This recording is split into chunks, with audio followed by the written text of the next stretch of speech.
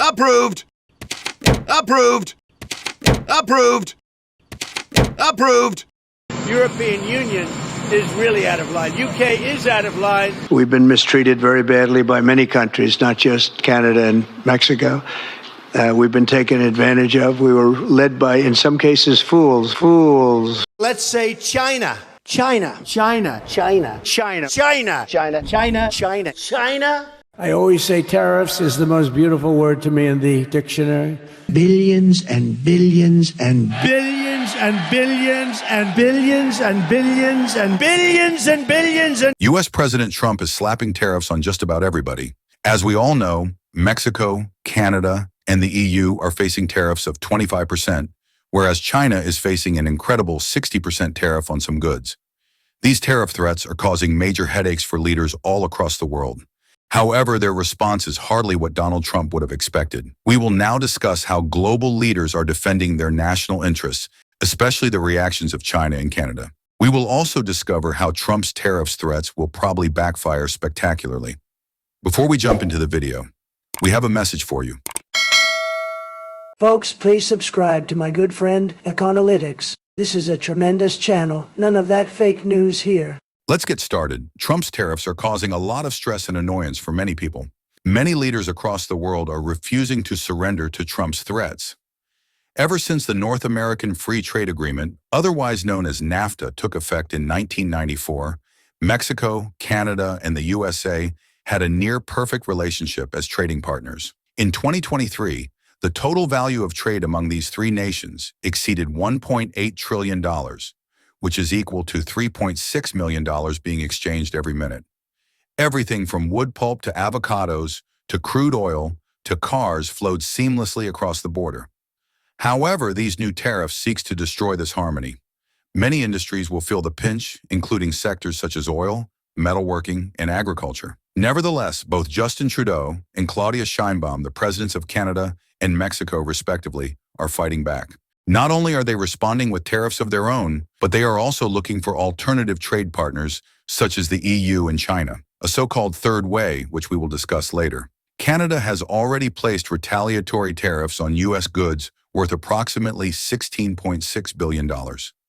These tariffs targeted various products such as steel, aluminum, ketchup, and coffee. In Canada especially, these tariffs are seen as a personal, unprovoked attack from an ally with decades of good relations.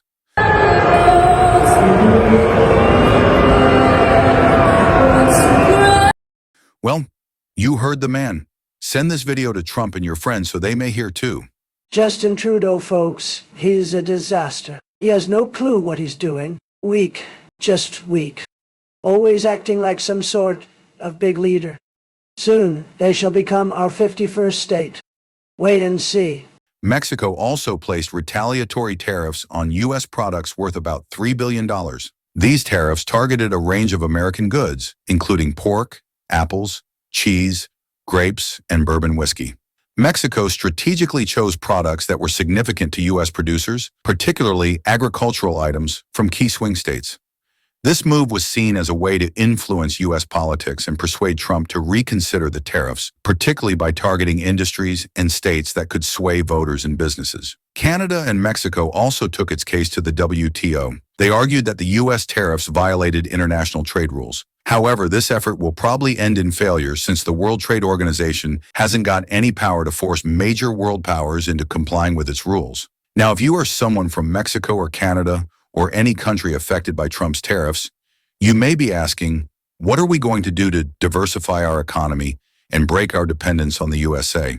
The third way comes into the debate. Establishing reliable trade relationships with other countries or blocs such as China and the EU opens up new markets and opportunities to replace the vacuum left by the USA. Canada and the EU have already signed the Comprehensive Economic and Trade Agreement, which has reduced tariffs between them to almost zero. Plus, Mexico and the EU have modernized their existing trade agreement, allowing easier access into markets, especially benefiting EU and Mexican farmers. By opening up new avenues of trade, these nations gain leverage over Trump, making his tariffs less effective. Diversifying supply chains will certainly help these nations reduce their dependence on the USA.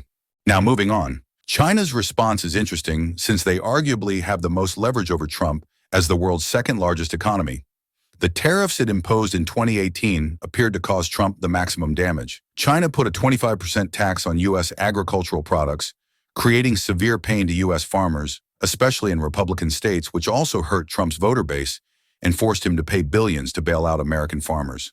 Mere moments after Donald Trump introduced additional tariffs on Chinese goods, Beijing retaliated with countermeasures. China's Commerce Ministry said in a statement that Trump's move seriously violates international trade rules, urging the U.S. to engage in frank dialogue and strengthen cooperation.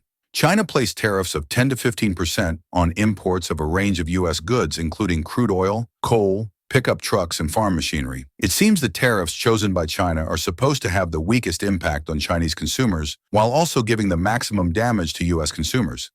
This increases China's bargaining power when the two sides come to the negotiation table. China's antitrust regulator announced an investigation into Google. Several U.S. companies were also added to China's unreliable entity list, potentially restricting their ability to do business in the country. China also announced new export controls on 5 critical metals. The products subject to these export control measures are considered key materials in industrial and defense applications, solar cell manufacturing, and the semiconductor industry. Trump 别再对我们征收关税了，你赢不了这场贸易战.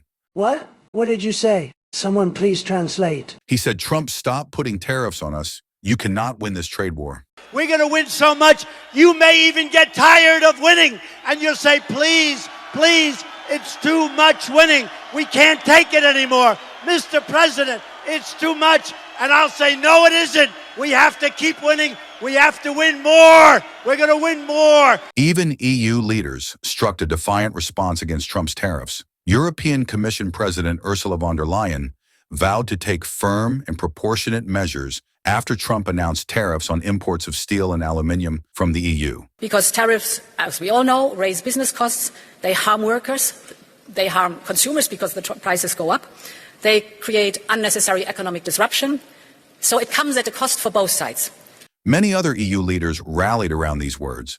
The EU's top trade official, Maroš Šefčovič, denounced the latest tariffs as a lose-lose scenario. French President Emmanuel Macron told Trump he cannot have a trade war with China and Europe at the same time. He also said if the U.S. was willing to wage a trade war, the EU must be prepared to react. The classic carrot and stick never gets old. Macron is now pushing the EU to strengthen its industrial capacity and increase defense spending in order to avoid dependence on foreign powers. He underlined that Europe must act together for these efforts. These measures include unlocking finance for European industry, as well as attracting foreign investment from places like China and the Arab world. Trade between China and France peaked at almost $79 billion in 2023. China is a key source of investment in sectors such as renewables energy. China is already the EU's second-largest trade partner, with a total trade volume of $762 billion. The EU is not only expanding its markets into China,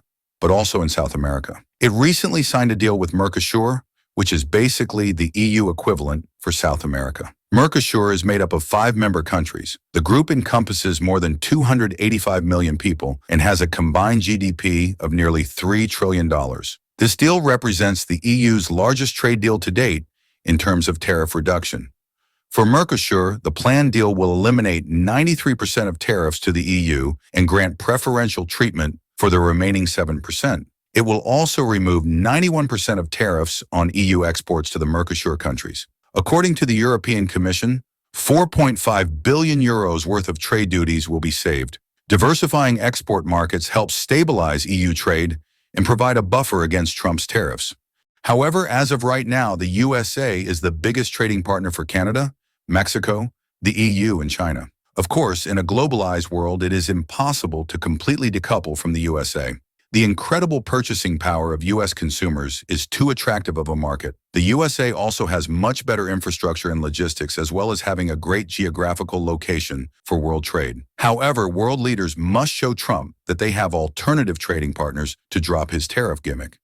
Many are hoping the counter tariffs will hurt Americans enough to pressure their government to come to negotiation. Then both sides can find a win-win diplomatic solution. Diplomats all over the world are working day and night, drawing up deals before Trump's tariffs come into effect. If Trump refuses to back down, the USA may find itself more isolated in the coming years as its old trading partners find new ones and their own global influence wanes. This could end their world hegemony and bring forth a new world order. But this is just speculation. It remains to be seen what actually happens. We all know Trump to be very unpredictable.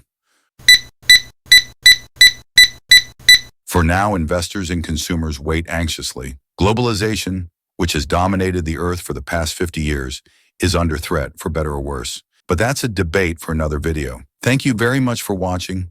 Don't forget to like and subscribe, and we shall see you again soon.